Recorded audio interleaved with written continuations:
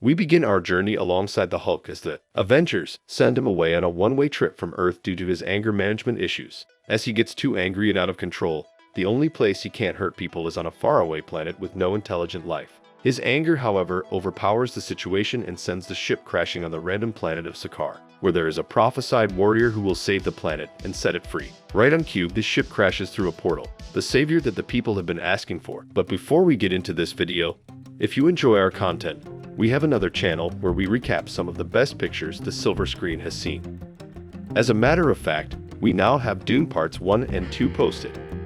If you want to check them out, you'll find the link in the description below. Now, let's get back to the matter at hand.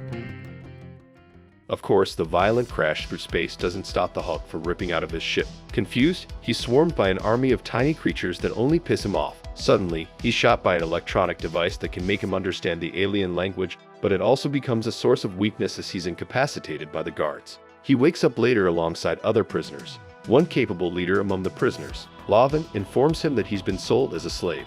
As he is weak because of traveling through a portal, he will need to save his strength for the upcoming games, a classic gladiator spectacle in the Colosseum. Lavin stresses to everyone the importance of standing together to fight or die.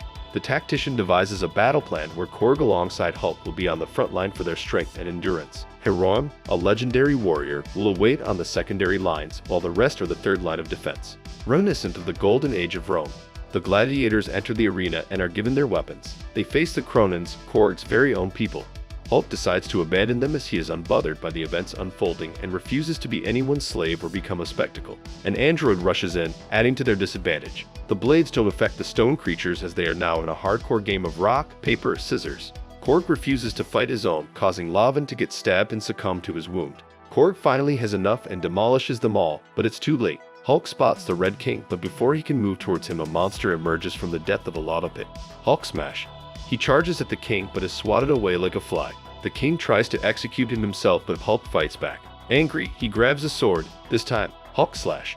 The king is saved by his guard, who strangely matches the Hulk's powers before the Hulk is blasted away by the king. The crowd is displeased with the execution of the Hulk, so the king spares him, but obviously with evil intentions in his mind. As the team mourns the passing of Lavin back in their cell, Hiram reveals that he was shamed for not believing that the king is the true hero of the prophecy. As a result, he was banished and enslaved. Korg reveals that he is from a species of ruthless plunderers. Nothing stood in their way. They came across Earth to try and enslave a specimen, but it turns out that they met Thor. Obviously, he owned them. They were forced to unleash their strongest weapon only used in war, and still nothing. To make matters worse, Thor was not alone and had the help of Beta Ray Bill. Bill goes after them, but they barely escape through a portal and crash at Sakaar, where they were captured and enslaved. That was the last time Korg saw his comrades before he was forced to kill them. It turns into a confession circle when Elway decides to share with the group that she is the daughter of the founder of the Resistance. But by that point, Hulk has gotten bored and gone to sleep. In the next battle, the crowd is chanting for the Hulk, believing he's their promised savior. If the team wins the next 2 matches, they earn their freedom. With this information, Hulk is asked to at least fight for himself so that everyone else can be free. This time, they are surrounded by a battalion of warbots. Hulk finally decides to fight. He begins helping out others when Elway is in danger and Hulk decides to smash them all. Finally, the ultimate bot arrives, a dragon-like machine that sends the Hulk flying back. The angry green giant charges at the dragon before he's swallowed whole. In typical Hulk fashion, he punches his way out of the dragon's stomach. Are you not entertained? Are you not entertained? As he's walking out of the arena, Hiram notices that life grows from where Hulk's blood is. Later on, the king's lieutenant pays the Hulk a visit and asks him to go with her where no one else is. What? Bro, what are you talking about, man? He refuses, but she uses the magic word please, and he follows. She tells him that the king is the true hero and savior. When she was only 13 years old when a plague destroyed her world, a creature that infects the host and turns them into a spiked monster. She was forced to cut down her entire family and was the only survivor due to a natural immunity. The Red Prince finally arrived to save her when he was just a little boy. Cool story, bro. The lieutenant reveals that she doesn't want people turning on her king, and is willing to arrange a safe escape for Elo as long as the Hulk leaves with her, but the Hulk doesn't trust her. He goes back to sleep and is given the Eye of the Dragon to wear, a sign of the prophecy being fulfilled. Deep into the night, Elo's escape convoy arrives, but Hulk warns them that if they step out of the room they will all die. Elo doesn't listen and proceeds with the futile plan, and they hear the screams of her convoy echoing through the prison. Back in the arena, the Misfits face their final challenge, Beta Ray Bill. He slashes them away, and it's apparent that he's too powerful for everyone. Hulk, however, fights back. The entire crowd notices that life is restored through his blood, which is a pivotal stipulation in the prophecy. Hulk is able to break Bill's electronic disc but proceeds to brutally beat him anyway until he's victorious. The king congratulates them on officially becoming citizens, but in order to prove their loyalty, they have to execute Elway, to which they all refuse. The king begins killing them before Bill summons his powers and sets them all free, including the guards. There are no more slaves. Bill finally offers to take Hulk back home, but he refuses, claiming that Earth is not his home anymore. They all escape, but Hulk decides to abandon them again. Back in his throne room, the king is enraged and disrespects his ever-faithful lieutenant. The team travels to another kingdom nearby to be shielded by its general. Meanwhile, the Hulk continues jumping his way around the planet until he's confronted by the lieutenant. Later on, the governor betrays the team and informs the king that he has the slaves and is ordered to kill them all. This time, it is the timid Meek who stands up to him and gets one of his arms cut off before he stabs the governor and kills him. The lieutenant challenges Hulk to mortal combat. Since Hulk isn't carrying any weapons, she relinquishes hers. With her high-level skills, she stabs him with her hand through his chest. He recovers though, and blasts her away before healing. Meanwhile, the team argues about what to do now that the king knows they are alive and well. Hulk continues fighting the warrior when suddenly the familiar plane carrying the plague arrives and unleashes mayhem all over the city. The lieutenant tries to warn Hulk, but he keeps fighting, not caring about anyone else. She is disappointed in him as she thought there was more to the Green Goliath and leaves him to go and fight the infestation. Back in the city, the team is fending off the swarm of spikes trying to rescue the citizens, and they are quickly joined by the lieutenant. Hulk, back in his shamed misery, finds the Dragon Eyes medallion and begins to feel some hesitation.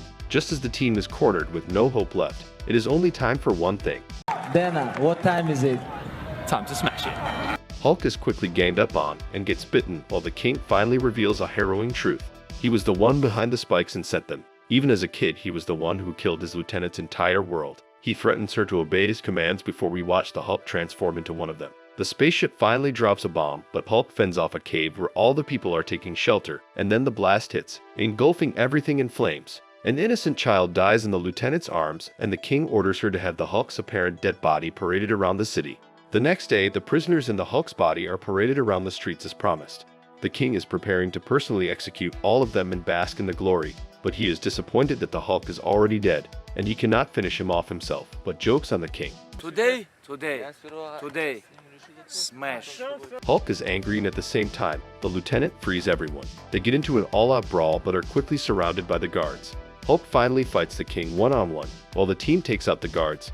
Hulk keeps smashing, and an army of robots is released on them. The fight continues, and Hulk keeps getting angrier until it's finally time to smash him once and for all. He grabs the trembling king and hands him over to the lieutenant, who infects him with his own creation and watches as he turns.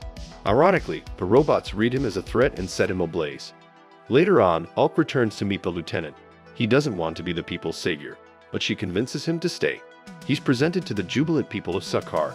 The planet has finally found peace.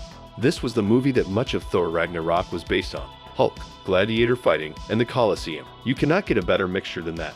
It is interesting to note that throughout the movie, we do not see Bruce Banner. It is all Hulk, even though he was incapacitated and passed out multiple times. There are a couple of reasons for that. The first reason is because the planet's atmosphere is toxic for humans, and so Banner wouldn't be able to survive on the planet. Therefore, Hulk has to stay in charge.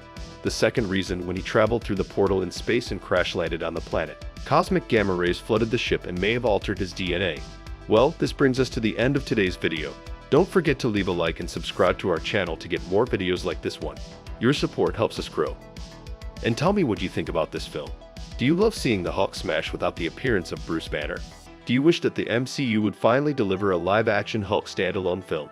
Let me know in the comments below. I read all of them. And if you're watching till now, thank you. I'll see you in another video soon.